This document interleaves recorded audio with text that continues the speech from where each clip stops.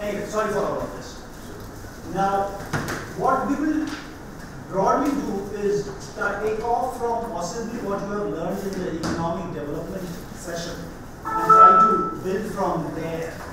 And then we can talk about the FDI and other issues. I guess I don't know whether any of this is visible to anybody here. I can barely see what I'm writing. 2 years, 1947, 1991. 2 important years in India's economic history. India is about, as you know, India is about as old as Israel as a free state. 47 and 1948 were 2 very important years in the whole world development. India, China, Israel, they all came into, not into existence, they have existed, but they came in as free sovereign states. China as a communist state and India and Israel. Now, we in 1947, and I run the risk of repeating what you may have already heard, but I will just do it very quickly.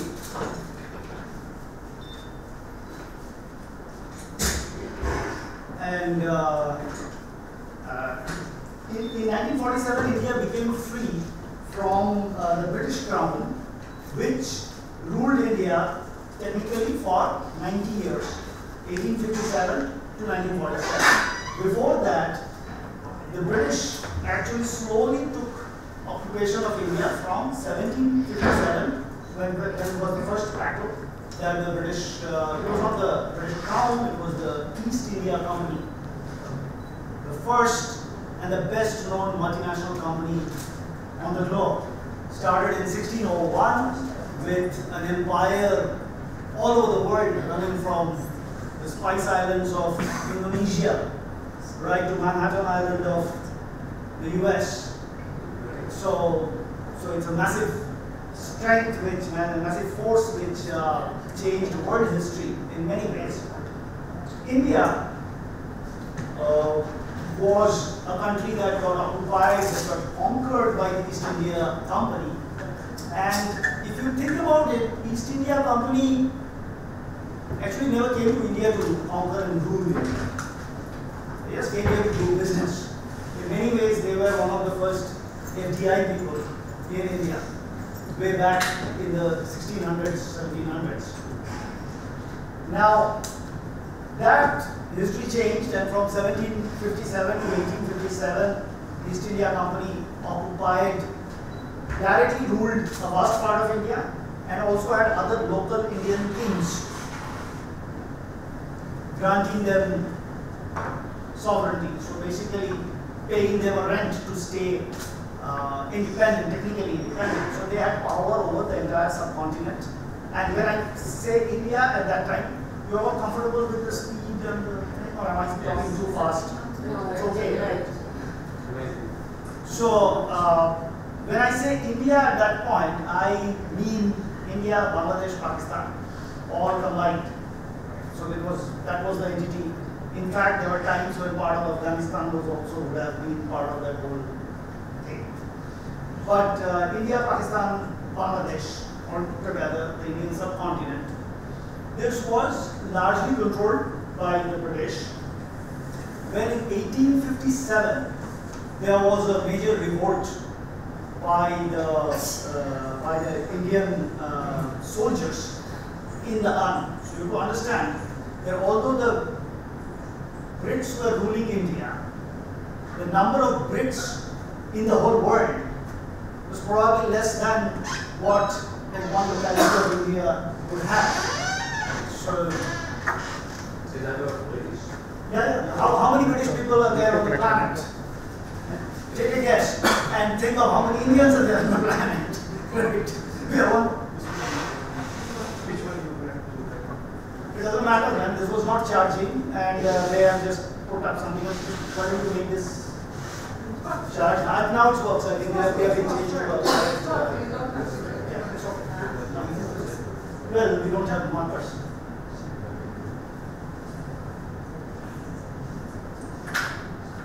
So,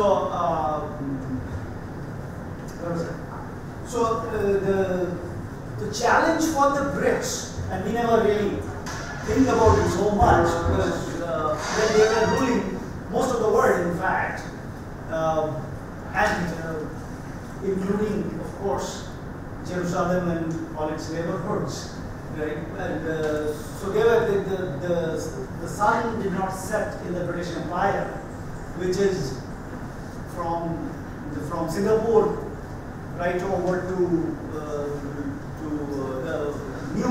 new world. The sun had set, thankfully, so they could think about the up to Western Europe. A lot was in British hands. That meant a huge management challenge. Think about ruling so many diverse sets of people spread all over the world, diverse cultures, diverse languages. You don't even know what they're saying, and you're their ruler, and you have to make sure that things function in the Pax Britannica works. And you're ruling over territories which are, I would say, 30, 40 times larger than you are. I mean, look at the British Islands on the map, and look at Indian subcontinent. It's a tiny little 3 islands out there, and with enough heterogeneity built in there, trying to rule India, which is, they are pretty much discovering India as they are conquering it as well. So obviously, the British ruled the country with Indians. There are just not enough Brits to rule the country. They can only occupy the top administrative positions. Everything else in civil administration and in, thank you very much. 1 minute, we'll just wait for a second. We'll first have to see if this actually is. Oh my God, thanks. So the reason for going into all of this history is that in a slightly longer horizon view, it leaves its mark on how economic policy was also made in India.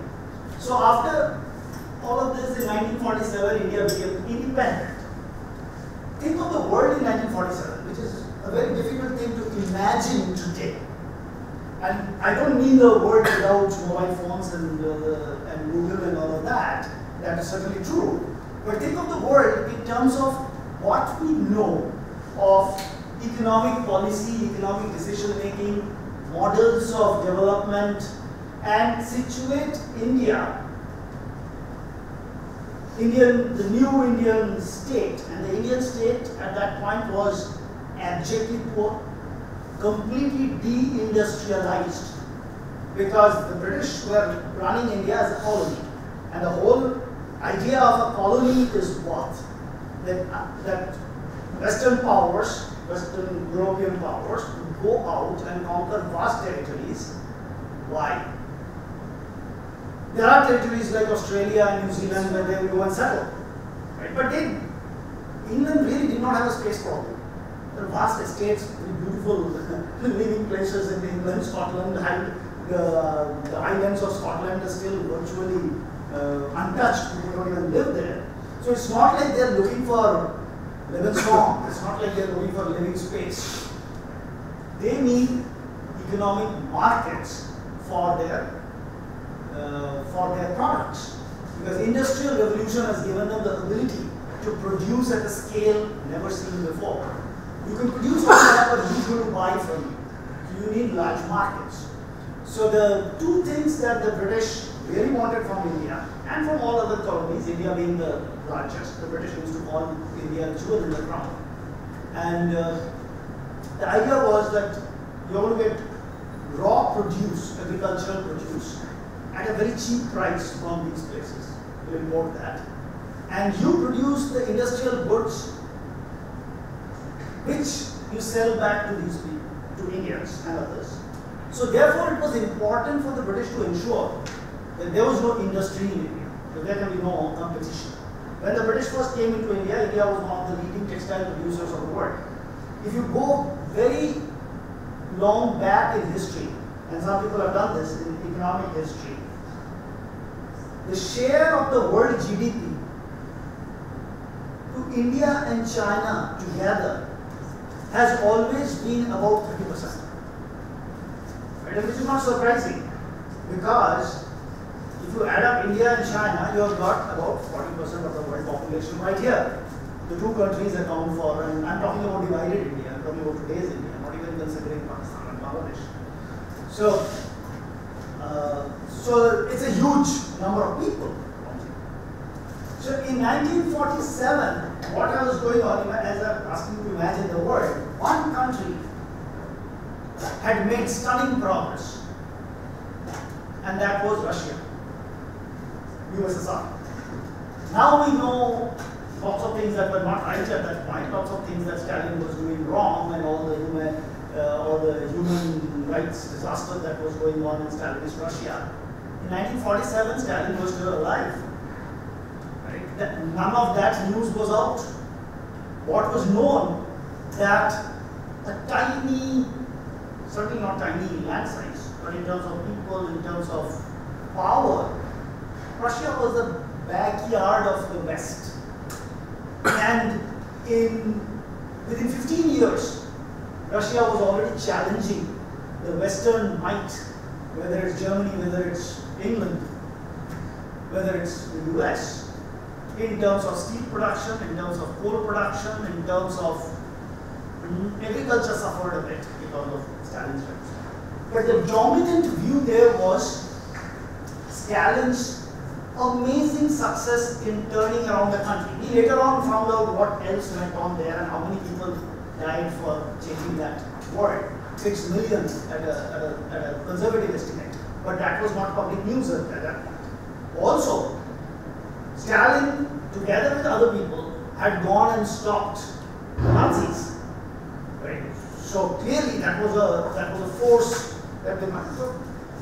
So that model of the Soviet-style growth model was a very powerful economic model at this point.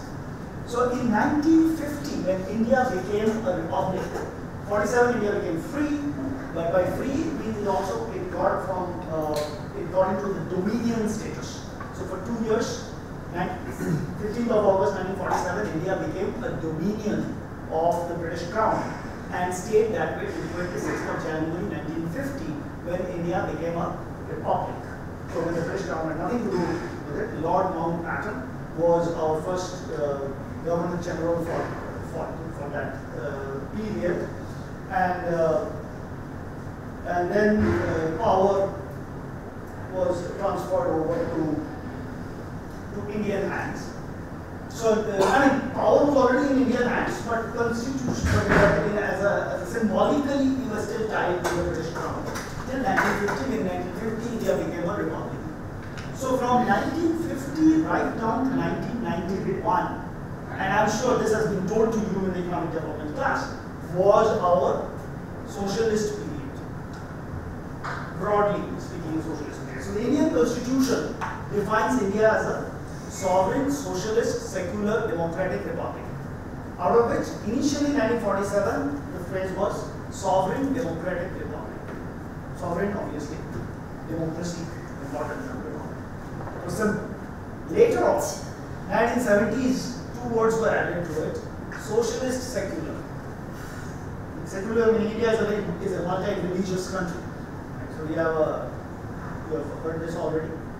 80% plus of the population are Hindus, but we have a significant about 13-14% of Muslim population and various other faith. India is secular in the sense that as a nation it is not subscribed to any particular faith, it remains equidistant from all faiths. But from 1950 to 1991 is the period when, because of this whole history of colonial rule in India, India had also developed a little bit of a xenophobic mindset. And it was an India with no economic development, no industry. That's what we had inherited from the colonial period. So there was a need to industrialize very fast. So in 1956 came a very major industrial policy that our first Prime Minister, a very iconic figure in India, Jawaharlal Nehru, who ruled India from 1950 to 1947 actually to 1964 when he passed away. And at his end, this industrial policy focused on growth led by the public sector. So here it was basically emulating the Soviet model, and for very good reasons, because private capital was very limited, very scattered. So that funding was not going into major enterprise. So the industrial policy of 1956, which is a very landmark industrial policy, which guided industrial development for several decades after the period, focused on a few things. That the commanding heights of the economy, as the phrase was used, this has been used also in Soviet Union. The commanding heights of the economy, like steel, like coal, the major cement, the major manufacturing items which would go into nation building, so to speak, would exclusively be in government hands. Private enterprise would not do any of that, so it's completely led by, it's a public sector model. Public sector dominated model. So for example, Air India is our national flag. Air India existed before independence. It existed in the name of Tata Airlines. It was a private enterprise built by the House of Tatas. You may have heard about it. Tatas is a major business conglomerate in India. So the Tatas had established an airline which was running limited flights. It's not like there were lots of flights or anything, but it's running fine. So in 1956, that was nationalized and it became Indian Airlines. So, and no other airlines was allowed to operate. So it's all public sector dominated. So for example, our major bank, the largest bank in the country is the State Bank of India. That's a national bank, that's a public sector bank, of course. That we had already inherited from the British times. It used to exist as the Imperial Bank. And the Imperial Bank, when the British left in 1949 probably, or maybe in the 50s, getting the dates wrong, was 1955, was nationalized to make it State Bank of India. So basically all private large enterprises were getting nationalized. So the economic development was to be led by the public sector. Along with this came a certain inward-looking mindset. So that imports were to be discouraged.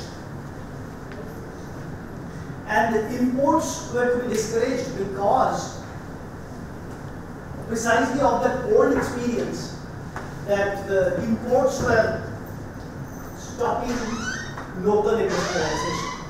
And it was part of conscious colonial policy to sell to India and therefore not let Indian industry grow. So there was the infant industry argument brought in saying that stay away from import.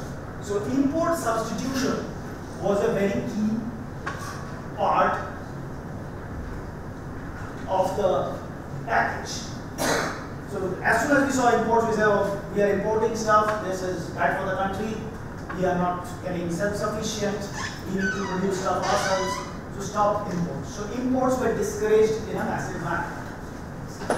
Now over time, this socialistic thought started becoming more and more strong. What Nehru had started during his daughter's time, Indira Gandhi, right, became very stringent. So it became more and more public sector focused, more and more import substitution, and that continued till in 1989-91, India ran into a major economic crisis. And the economic crisis was very simple, that we could substitute all our imports except the most important one. I'm sure Israel has the same issue. Sorry? Ours was oil, right? So we needed petroleum. And that we could not stop from, we had to buy it from the Arabs, from Iran, from Soviet Russia, from Venezuela, whoever makes oil. And how much of a substitution we tried, we could not discover oil under our soil. So what the problem for that was that if I'm buying oil from the world market, I need dollars. Now the only way to earn dollars is to export. Now, because we have started this import substitution business, our exports became very restricted. Because most of the stuff that you export, think of countries that have achieved. Hello? That thing, थोड़ी देर के लिए छोड़ सकते हैं कि ये तो ऊपर नीचे होता रहेगा, लगेगा, ये आप ही रुक जाइए कुछ टाइम. रिमोट आप छोड़ दीजिए. Remote, वो कभी नहीं देते. People never give it. Right? Oh, then why don't you sit here and wait? When we feel hot, you turn it back cold, and then you feel cold.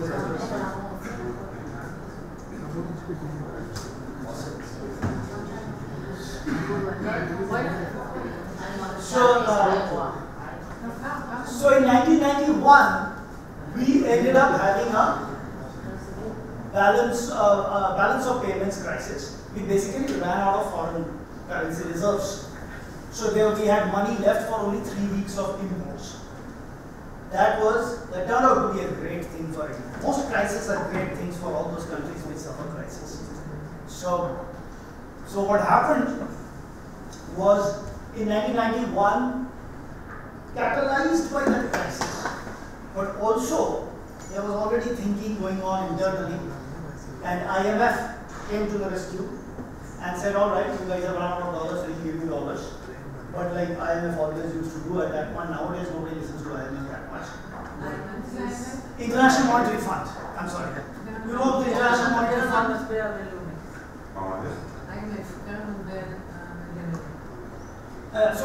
So there are two agencies that pick up. In 1940, after the Second World War, in 1944, when the war was almost over, in a particular setting in New Hampshire, USA, the winning sides got together and said, well, you know what, we should have a stable world financial system. And how do we build this stable? That place was called Bretton Woods. It's a nice place where all the major economists of the world, Lord Keynes himself, they all went there and sat on a conference for several days and said, let's create a new world financial order. And that Bretton Woods came up with a certain system of currency linkages, saying that, all right, the entire world's, all currencies of the world will be fixed vis-a-vis the dollar. And the dollar will be fixed vis-a-vis gold. So the dollar price of gold would always stay 35 cents per ounce. And every country's exchange rate with the dollar will be fixed. So they brought in a very complicated but very stable set of rules about how to govern the economic system. Two institutions got created in that meeting. One is called the World Bank, the other is called the International Monetary Fund. So the IMF sits, they are sister institutions, they sit across the street in Washington DC, their headquarters. IMF is almost always headed by a European, World Bank is headed by an American, and so right now, so what IMF does is basically monitors monetary and financial policies around the globe, and it's a fund. It has a corpus donated by its members, USA being the largest donor obviously, but also other member countries. It's like the United Nations. It's a collective enterprise of all countries. Everybody has a share in it, some large, some small, depending upon how much donation they can make. But that fund is there, and when a country gets into an economic crisis, IMF would come negotiate with the government and say, all right, here is some money for you as a loan. You get out of that crisis and then you repay the loan. So in our case also, IMF came with a paltry 5 billion or something like that. That seemed like a large number at that point. But IMF would also have its own conditionalities for those loans. So when it gives a loan, it asks for certain things to be done. conditions go by the name of what is known as Washington Consensus. Are you guys familiar with this? There's a bigger story, it's not so much about India anymore. But the Washington Consensus is a set of views which is basically market-oriented economic reforms, the right-wing tilt. So that markets should be there, and you should open up your borders for foreign enterprise and all of that. So, a little bit under IMF pressure, a little bit under domestic thinking of requirement of change, and most certainly because of the economic crisis. In 1991, India went for a U-turn. And there were other world events that were happening in 1991. Most importantly, yes? For India? For the world. Yeah, for India, but for everyone. A major economic event of 1991. Can you ask again? The economic crisis lead to liberalization of the economy? That is India. No, it's The something world event. Maybe the start of the web? No, it's Well, yeah, but we didn't realize that the web would be that powerful at that point. But yeah, that's right. That's probably more important than the one that I'm talking about. The Soviet Union collapsed. 1991. Soviet Union. Oh, it's ancient history for you guys. But it is contemporary history for us. The previous generation. The Soviet, what you see as Russia and all the all the Asian states and the Eastern European, the world out from Berlin, from Germany, East Germany onwards to the left was completely, that was the second world. That was the world under socialist control. So that was all practically getting decided by Moscow. They decided what happened to their entire thing, and this is the Cold War era, when you have got the West, the NATO, and the Warsaw Pact countries figuring out all that. The major power was the Soviet Union, which just imploded in 1991. It ceased to exist, and all its republics became independent countries. Russia being obviously the biggest one. Now, in 1991, given that was happening, India was a non-aligned country in a diplomatic sense. מה זה מדינות שלא מה? התפיסה של מדינות שדיברו על מדינות לא מזדהות, בלתי מזדהות. לא היו הם לא היו כמו שאמר קראשי. שיטת ארצות הברית לאירופה, לא תחת רוסיה, אלא לא לכאן ולא לכאן. אוקיי. סוג של שוויץ. Yeah, so India was technically non-aligned. We were neither part of the NATO side, the American side, nor part of Warsaw Pact, the Russian side, or the Soviet side.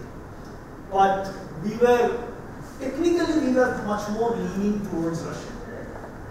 And in the geopolitical thing also, Pakistan was better aligned with the US. So we were more tilted toward Russia for all kinds of reasons. So there was a friendship with Russia was much stronger than our relationship with America, which started widening away for a while. In 1991, our biggest friend and protector, Soviet Union, was gone. So the whole model of a socialist development suddenly disappeared. And now India had to change its policy. So we made a U-turn and we moved into the liberalization period. Now this liberalization is today, which started in 1991, is 28 years old. We are in 2019 today. So it's about 28 years old, and it's still happening. Because unlike many countries have gone through this. So if you think of China, in 1978, China voluntarily chose liberalization. In 1978, Deng Xiaoping said all those Maoist policies. Mao died in 1976. In 1978, for some time there was like a few people creating confusion there. Then got power. The first thing that Deng said is, to hell with all of those policies of Mao, we are going to open up. We are going to have communism with Chinese characteristics. And that was opening up. In India, 13 years after that, India opened up. What do I mean by opening up? Several things. So liberalization meant privatization, meaning lot of these old public sector giants, many of them completely unprofitable. Because one thing that we know around the world is government is horrible at running businesses. Government cannot run business. Government may be able to rule, but it cannot run business. It just doesn't get it. And the same story is there in India. So most of our government businesses are poorly run. Private enterprise will come in and take some of that. So privatization started happening. So it's a reverse process.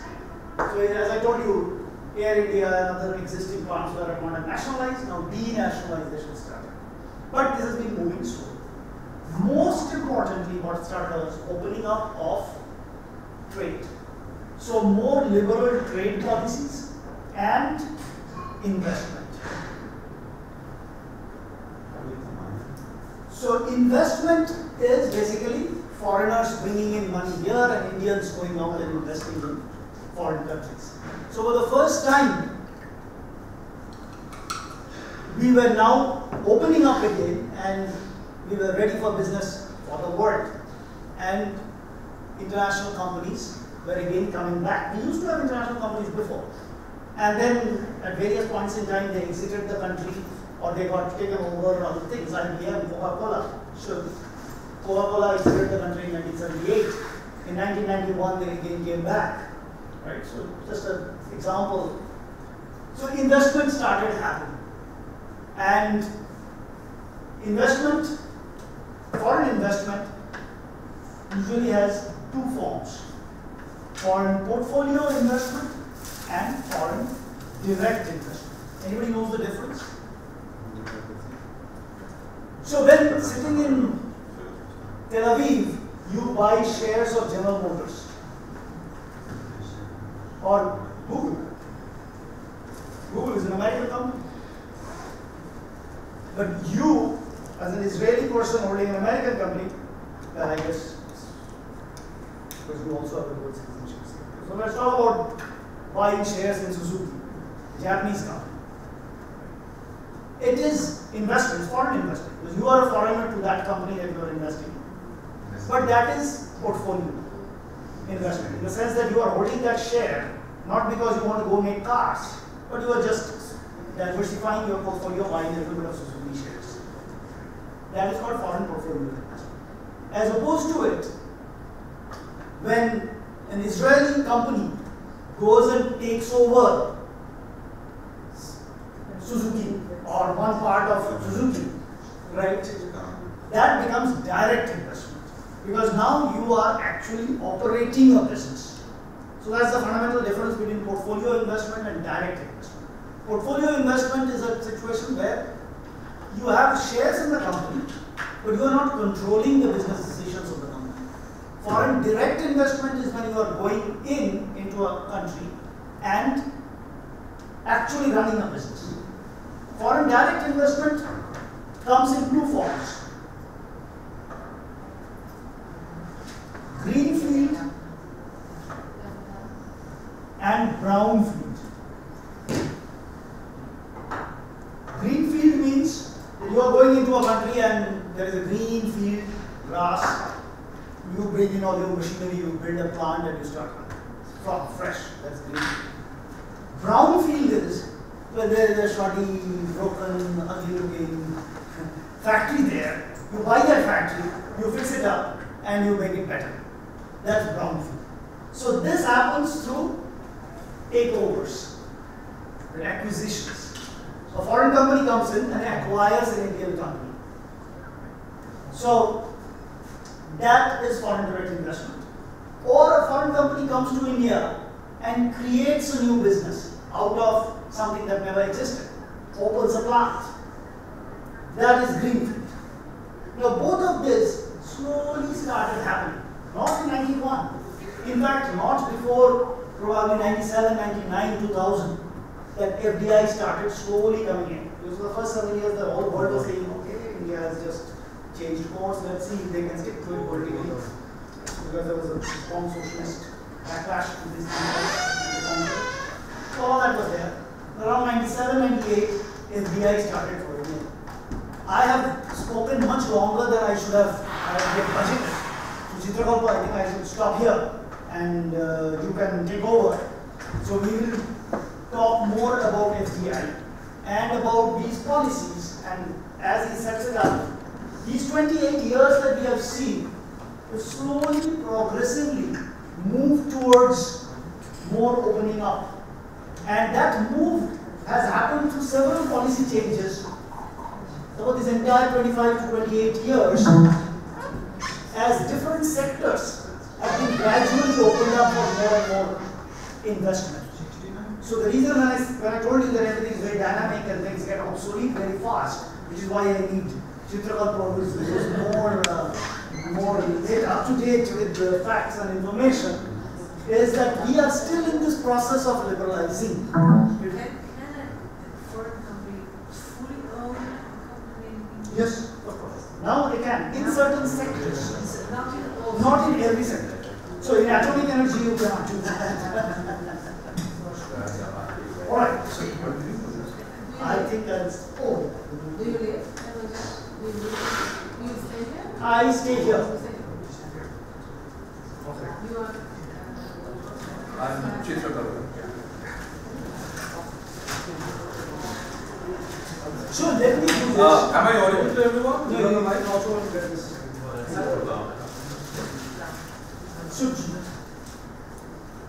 Actually, I was planning to get out of here because I've got another meeting. So, is there any questions for me that you wanted to ask me before? Yeah, I think I will. Oh, Wait. thank you very much. Thank you.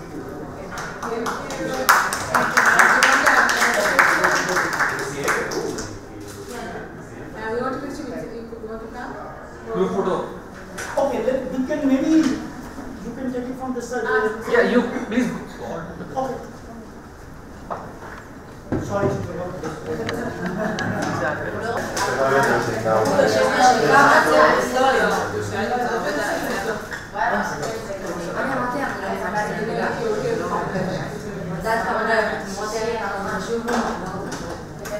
Okay, hello everyone.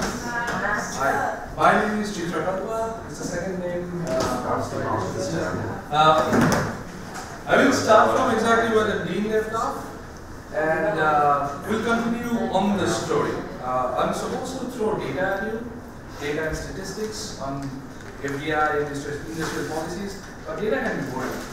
I'll show you some slides which have some data, and mostly I'll tell you a story of India, how it came into being. The story is important because all the policies that we talk about, economic policy, manufacturing policy, trade policy, foreign investment policy, why the policies are taken. So the reason lies in the country's genesis, the origin, so how it came into being. So in order to understand what is happening, we need to first understand why that happened. So the dean has already talked about this. I'll very quickly run through it because we have only a little short of time. So this is how India grew. This is the India's growth rate over the years. How the growth rate is calculated. So this percentage term that you see. This is how during this time period is the GDP. You understand what GDP is, right? It's a gross domestic product. How it grew. You can see that in the first 50 years, it didn't grow much, like 1%. And the reason because India was still under British rule, and most of the produce was they used to go back to Britain. So after independence, India started to grow at about 3.9% till 1980. You can see that till 1993, India grew at about 5%. On an average, it grew at about 4% between 1950 to 1990. Jokingly, some economists call this slow growth rate the Hindu growth rate. Now, it has nothing to do with Hinduism. Right? So it's like India is not, between 1950 and 1993, that's 43 years, it didn't grow very fast. Right? And economists jokingly say that it's probably written, it's like it's written in the scriptures that the country is not destined to grow very fast. Things started to change after liberalization, so all of India's history, Our modern economic history can be literally divided into the before liberalization in 1991, the post-liberalization period. So India faced a lot of problems in liberalization. Common people even expect to say that India is selling itself out to the IMF. It is giving into IMF's demands. But you can see what happened after liberalization. Immediately the growth rate went up to 6% and then 8.5%. So later on, of course, 2011, it started to taper off a little bit. But right now we are growing at about 7.5%, 8% every year. Now that's pretty good. We're not the fastest growing economy, but of an economy of India's size, which is the third largest in the world, growing at about 7.5%, 8% it's pretty good. It's an amazing thing. So the liberalization, it truly transformed India. Rapid growth it showed. So why the liberalization happened? The Dean has already talked about it. There was a crisis, so India had to take those policies. So this is in a nutshell. This is the success that India has faced in post-liberalization. So India is known to be a poor country. Right? We used to be a low-income country. In the recent past, India has gone from a low-income country to a middle-income country. Our per capita income is about $2,000.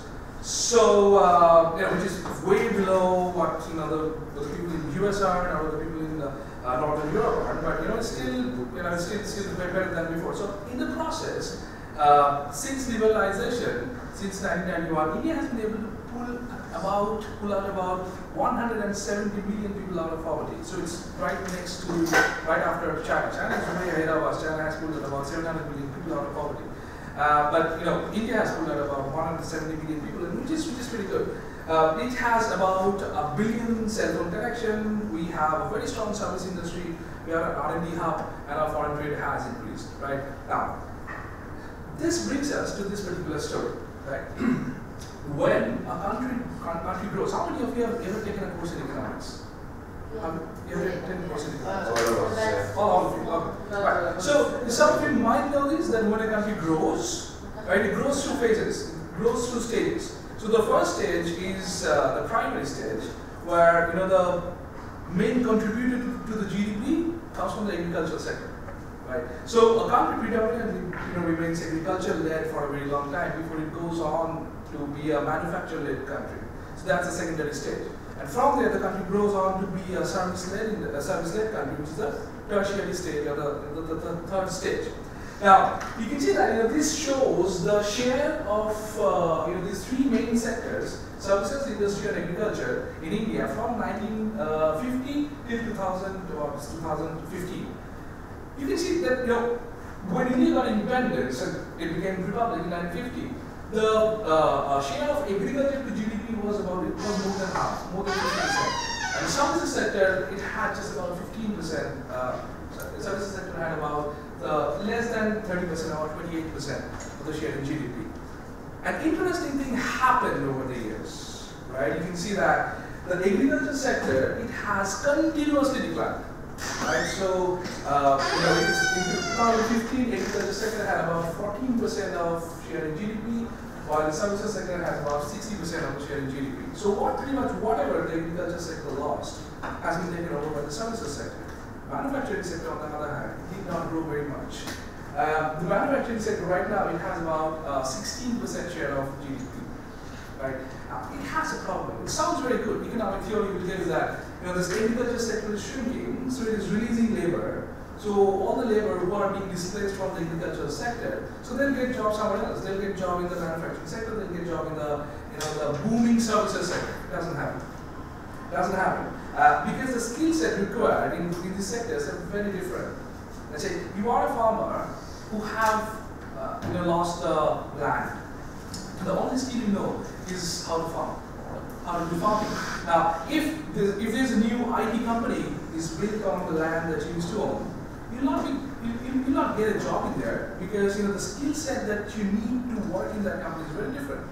You need to have an entirely different set of skills. So there has been a mismatch of skills. Now, had there been a good and strong manufacturing sector, these semi-skilled workers who used to work in the farming sector, the agriculture sector, they might have gotten into there. Right? So, because manufacturing sector needs a lot of semi-skilled and unskilled workers. But unfortunately, India's manufacturing sector did not grow very fast. I'm telling you this because pretty much the manufacturing policy and the industrial policies that we'll be talking about after this, that kind of focuses solely on this slowed down, this slowed down manufacturing sector. So it's aimed at that. We need to put up the manufacturing sector. Why? Because there are certain reasons. One is I say that India has a very strong and very large informal sector. Right, so some study informal sector is very hard to measure because there is no documentation, there is no provident fund, there is no written records of the people who are working there. So the number is not there, but we can have a guess estimate, right? So some say that majority of the India's labor force are working in the informal sector, and of the informal sector, about 80% of the India's informal sector workers, they are employed in the agricultural sector. However, the problem here is the agricultural sector is shrinking. So what is happening to the massive amount of people who are stuck in the agricultural sector?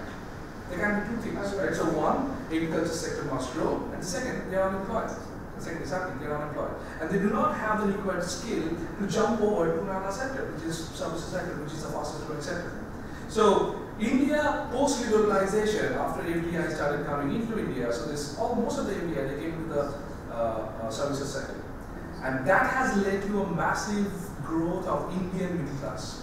Okay, so whereas we all belong to the Indian middle class, so we have a certain amount of purchasing power, and our standard of living has improved over the years.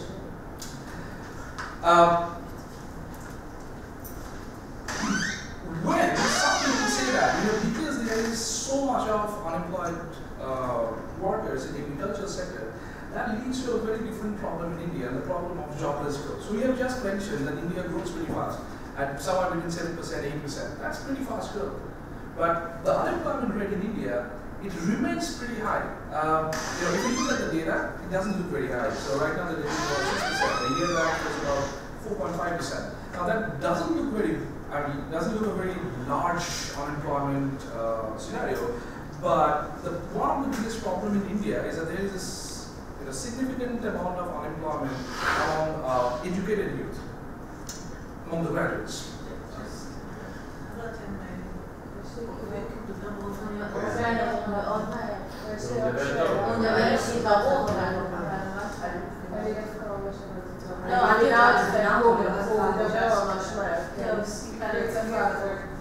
Okay, fine. I'll slow down a little bit. אפשר להגיד, לסכם מה שהוא אמר, זה שבאמת עם השנים, החקלאות צמחה, הסרוויסס עלו, גם המנופקטורים לא עלו. זאת אומרת, אלה שעזבו את החקלאות לא יכולו לקפוץ לסרוויסס, אין להם את הסקילס לסרוויסס. אז יש המון אנשים שהם מחסרי תעסוקה, והבעיה העיקרית שעכשיו הוא מדבר עליהם בסוף, שגם אלה שגמרו אוניברסיטאות, יכולים הסקילס, עדיין חסר עבודה. זה המשבר השקר. יש לי כאילו שאלה רק איפה הסקטור שלנו? Where is the health and education to which sector it goes? Services. Services. That is services. But one more thing, at any point of time, you think that I'm going too fast, you cannot understand what I'm saying, please stop me. And I'll stop. I'll just slow down my pace, I'll repeat whatever I say. You're very clear, but fast. Yeah, okay, fine. So I'll slow down. Fantastic. Great. So this is the scenario, right? So this is the scenario we are sitting on right now. We have a very strong, very large informal sector. Okay, but most of the informal sector, they're employed in the agricultural sector, which is shrinking. Our services sector is growing. We have a different set of people with different set of skills who are employed in the services sector. What happens to this agricultural unemployment, right? So that is a big issue. So, had there been a strong manufacturing sector, so look at this blue line, so that is the industry share of the manufacturing sector share in GDP. It doesn't grow very fast, right? So it's growing 7%, right now it's about 16%. Now, it needs to grow.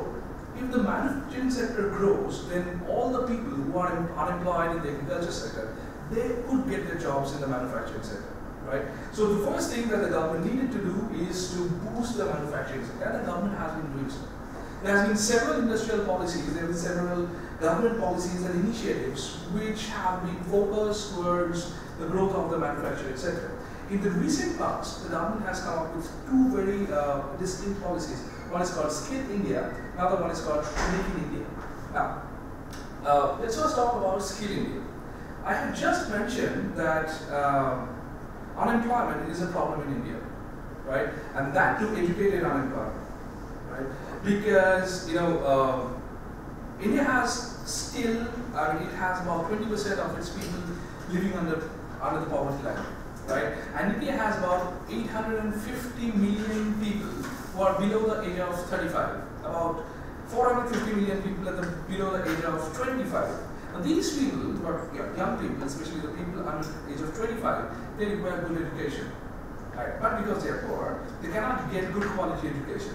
Now if you do not get good quality education, chances are very high that you end up being unemployed. Yes. Is public school are free in India or? Is public education? Yeah. Yeah, it's to some extent it's free. It's not absolutely free, but it's free. Higher education, for higher education, Yeah, it's subsidized. It's heavily subsidized. Higher education is not free, but yeah, private schools, they're free. Mostly they're free. Primary, high school. In high High school? schools, yes, high school. Some high schools they are free, but not all of them. Can you repeat about the poverty differences you guys said? Yeah, so India has pulled down about 170 million people out of poverty between 1990 and 2015-16. 170 million people. 170 מיליון אנשים עברו ממצב של עוני למצב של מעמד ביניים בין השנים האלה. So there is something called the poverty line, right? So which is your per head income, right? So if your income is less than that means you are poor. If your income is more than that means you are not poor.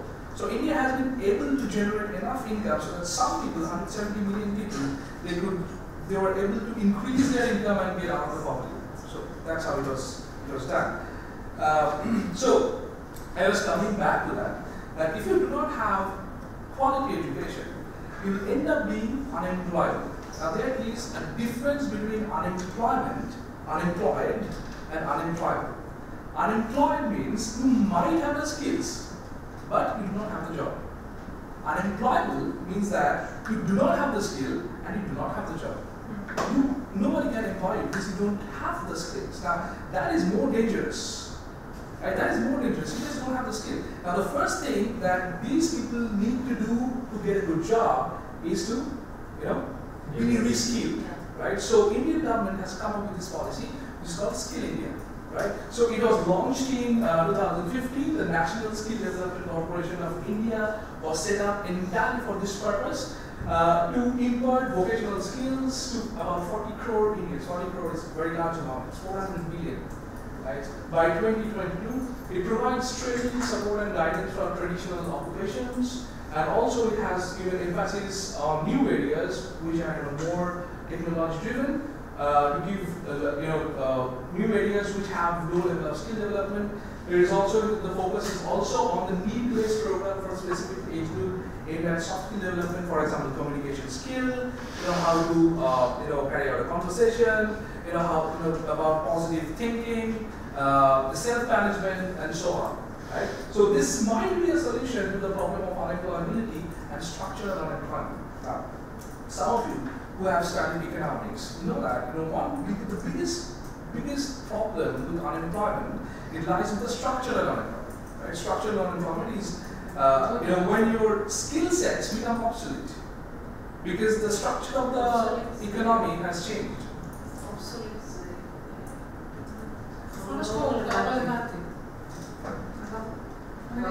כמו שהילדים שעובדים ליד המכונות ומחליפים אותם רובוטים, אז זה כבר לא רלוונטי. For example, when I was young, like 25 years back, so there used to be some people whose only skill was to take shorthand. Right? Shorthand is... יש מילה, קצרנות זה מקצוע שהיה פעם, אני לא know. קצרנות זה היכולת ש... קצרנות זה היכולת בסימנים נניח מישהו מדבר, ואתה כותב את מה שהוא אומר, אבל אתה לא כותב מילה במילה. לספר את הדברים, לא, זה לא פדן. זה לא פדן. קצרנות, זה אומר שיש סימנים בכל מילה שאתה עושה קו חצי, וזה... סימנים שלנו זאת אומרת, הקצרן אחר כך יכול לקחת את זה ולהפוך אותו בחזרה לטקסט, אבל זה לא הטקסט המלא. סימנים מסתובבים, זה המקצוע שקוראים לו קצרנות. וואי, זה הזוי. שכחתי שהמקצוע כזה. Sorry, I understand. I was too young to remember what...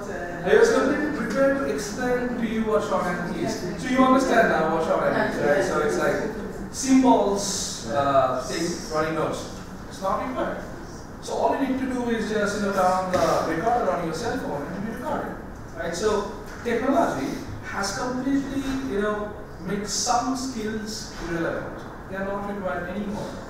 Again, when I was young, so I used to see people outside, courts, government courts, with typewriters making legal documents. Typewriters, nobody needs typewriter anymore. You can, print it out on computer even faster. You can make changes. It's all clean. So you can make as many errors as you want, copy paste, delete anything. So this happens, right? So it might happen that you have a skill, and suddenly the structure of the economy changes, and you realize that your skill has no demand at all, right? So what happens then? You are unemployed. You are structurally unemployed, which is very difficult because your skill set is no longer needed. So this kind of policies which are aimed towards reskilling the unemployed people, it will be very, very, very helpful. New skills. Reskilling, yes, giving new skills. Exactly. Exactly. Market oriented skills. Yesterday we were being in a factory, and all the women did have skills to do that now machine does. Does India have money to buy machines, or they do not, or they want them to have a job, and that's why you don't buy those machines? Very good question. Fantastic question. India is traditionally a middle-income country. It used to be poor, now we're a middle-income country, and we have a lot of population, right? So it is assumed that we also have labor-intensive technologies. So technologies which uses a lot of labor instead of capital, like machines and technology. In reality, it's absolutely the reverse, right? In our factories, we are all capital-intensive. So because we buy a lot of machinery. So the problem that we have pointed, will machines take our jobs? Yes. Right? Yes, they will take our jobs. And we cannot stop it. It has happened in India before, it is happening right now. So there are lots of studies which have said that by 2022, about 80% of the jobs in Indian technology industry that will be gone, that will be automated. Yeah, like all over the world. Yeah. So I still remember after liberalization, in the late 1990s, when computers started coming into the government offices, so this government official, they protested. They said that one computer can do 10 person's job. Right? So if you have computer, they will lose a job. Could they stop computers from coming in? No, they couldn't. So there is a theory in economics which is called creative destruction. Right? So if you need to create something, you need to build something new, that has to be built on some debris, some destruction. Right? It has happened again and again and again in human history. It has started from Industrial Revolution, and for every time there has been some structural change in the economy. Some people, they always lose their job. You cannot do anything about that. Yeah, of course, but you talked about I don't remember the exact one, the unemployment. Yeah. And those women, I guess, they don't have the skills to work out those machines. So we are building two factories. The one that have machine with the strawberries, and the other one with the baby corn. So they put the amount of corn in the can. So it's gonna change, or it is going to change, right? So, for example, if in the services industry, that will probably not require. If we had enough manufacturing sector, so all these machines that you are talking about. Just a second, I think it's a private factory, so the owner of the factory can decide if he wants to employ the whole rural community. You have have answered the question. 25% subsidy. It's not really, it's a private place. So the owner can decide that he wants to employ the rural community in the area of the... In India, there is certain rules and regulations, right? For example, if you set up a factory, so the government might force you to take at least, let's say, X% of workers from the local area, right? So you have to do that. So you're bound by the government rule. They can be employed in high-tech jobs, or they can be skilled jobs, or they can be employed in non-skilled jobs, right? But there is policies like that. But you have answered her question. You say that these are all factories, and factories are manufacturing sector. So if we have more factories in India, right, so which is a bit of a problem. If you have more factories in India, then obviously these people who have lost their job in the agricultural sector, they'll be able to do that. Small things like packaging fruits or peeling strawberries, right? So this problem should be taken care of. So this particular policy, Skill India, it kind of looks at that. Kind of looks at reskilling the people and giving them new set of skills, okay, to develop themselves to get new jobs in a new market. However, the problem is India is very large, right? We have a bandwidth problem. It is always a problem for these policies to reach to the last hut in the last village, right? Which is even physically it might be a little difficult to reach because of the geographic location. They're located so far away in the mountains, in the jungles, and the road is not good. And so you need trainers to go there. Probably a center needs to be set up where people can come and they can learn things. You need a computer with internet connection. It might be a little difficult, to reach that far. Only the government sector can do that. The government can do that, or a public-private partnership can do that. We're on that road. We're on the right road, but it will take us some time. The second policy, what I'm going to talk about, and probably this is where I stop, is Make in India. Right? So the Dean has talked about import substitution. Right? This kind of takes that road. Rather than buying things from abroad, rather than importing things, why not we call the companies to come in India and set up their plants here? They can produce here. Okay, and if you think Indian companies can produce here, so you can see that the government has given a lot of incentives. She has given 100% foreign direct investment is permitted in all 25 sectors, except for 3 major sectors, right? So, and it has already got an investment commitment of about $230 billion. Now, the idea of making India is twofold. First of all, the manufacturing sector can boost it. If we understand that probably we have some capital constraint. We do not have enough money or enough capital or maybe enough entrepreneurs in India to set up any more new factories. So why not invite people from abroad who can come here and set up their factories here, their plants here, right? It is for two purposes. First of all, we have foreign investment, and two, the local people will get a job. Our manufacturing sector, which is a little sluggish, that can be boosted. If we cannot boost it, we can get external help to boost it, right?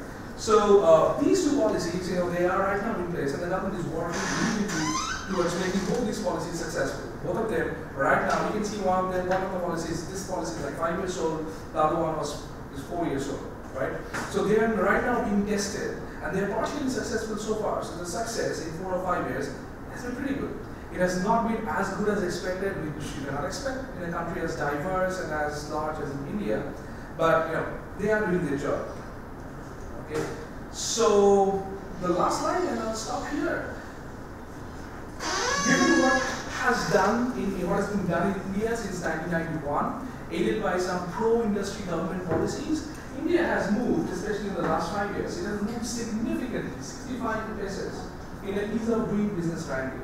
In 2014, India used to be 142 among 170 nations in ease of doing business. It's a ranking which tells you how easy it is to do business in that country. So in 2014, India used to be 142, very difficult to come into the country and set up new business, right? You can see that by 2018, last year, we jumped to 77 places. So that's about 65 places jumped in just about 4 years' time. We are looking to getting into the top 50 this year. Now that is a big boost. So when a foreign company is trying to set up their business in India, they'll see how easy it is to do business in India. And if they see that India has jumped like 65 places in just about 4 years, that's a massive incentive for these countries to come in. And that is the highest, that's a record for any major economy. No major economy in history that has jumped so many steps, that has improved so much in such a short time. Right? So all these policies that we have talked about, they are kind of working in the right direction. However, India still has a lot of poor people. Our income is still the lower middle income range. In order to get to the high middle income range or even the high income group, we still have a long way to go. And that will require some different sets of policies. Probably that's the story for another. Question. Sure. My friends who are business people in Israel always said that the major obstacle to doing business in India was bureaucracy. Yes, absolutely. Still, or does it mean that there are huge changes in the bureaucracy? There has been a huge change in bureaucracy, massive change. Right, so there was a term for that. Okay, it's called the license Raj.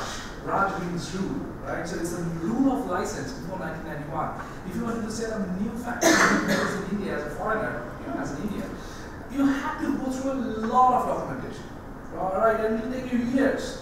Lots of red tapes, bureaucracy, and documentation. It will take you years to set up a business in India, which will obviously, discourage you as an investor. And Indian government has since then tried to bypass that. If you look at the right-hand side panel, it kind of talks about all these different permits that you still need. And India has pretty much improved in majority of the places. Dealing with new construction permits, India has jumped from 181 to 52. That's a massive. So yes, the bureaucracy still exists. You can see that, that resolving insolvency, registering property, on these areas we still have ways to go. But in majority of the places we have done pretty good. So the bureaucracy is still there, but it's much less than before. I have a question. Sure. You speak about skills enhancements. Yeah. So you speak about people that are already grown up and they work in the agriculture, and then you want to make them to improve the skills so they can go into industry. Right. But what about education?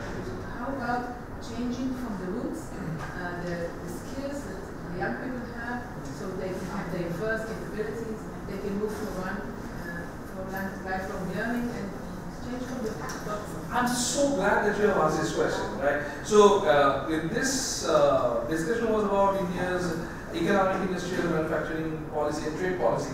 So I did not go into the education policy. But if you ask me as an economist, I believe that if you have an educated workforce, most of the problems will be solved. The problem of poverty will be solved. The problem of unemployment will be solved. All the problems that you have, they will be solved. Most of the political problems will also be solved. However, education policy, India has taken baby steps towards it. Right? So, biggest problem in India is realizing poverty. Right? So, for example, a family that has a father and mother, a 6-year-old daughter, and a 4-month-old baby, right? And they are a family of farmers, right? So the problem of India is that they will probably never send the girl child to the school, or even if they send the girl child to the school, they will probably withdraw her. Why? There is absolute economic reason for that. There is nothing against girls or against education. Now, if the girl child goes to school, right? So the mother will have to stay at home looking after the baby. So the father will have to work in the field alone. So one person earning money. However, if the mother, who is also an adult, if she also works in the field, so 2 persons earning money, therefore, so they can, it's very helpful of double the income. But if both of them are working, who will look after the baby? And if the girl child is in school, education for babies as well. yes, exactly. So what happened? And of course, if the it all comes down to money. We are poor, we cannot afford to send our kids to the school, even if the school is free. Because the kid can stay back home or help her mother. Once you have free education system, the fee for the half-year baby. Absolutely. In Israel, we have so-called education system for 3 months babies. So we can create some kind of a system. The system is there. So this used to be the situation. Right? However, the way things are improving right now is that government has offered like free education. Not only free education, if the poor families, they send their kids to the school, they get free uniform, free book, and free lunch. So the free lunch is a very important thing. So it's food, free food. Right? And if the kid wants, can take the food back home. It has helped to keep many kids back at school. So the retention rate has kind of gone up. Right? So that has helped. And also sometimes the government has also this policy to pay the parents some money if they keep their child at school. Okay? So both of these, you are right, and probably having these creches where they can keep the baby while they work. So all these things taken together, they are going to the right direction as you have mentioned. But still, the problem in India is the bandwidth problem is very large. So you have a policy, but it is in place, but it has not reached to the last individual. So it will take us some time before we get there. Yeah. But you're absolutely right. I'm so happy you asked this question. I mean, I also believe that root of all these problems lies in education. Good education will solve all the problems. I'm so sorry we're running short of time, so I have to wind up right now. Yeah.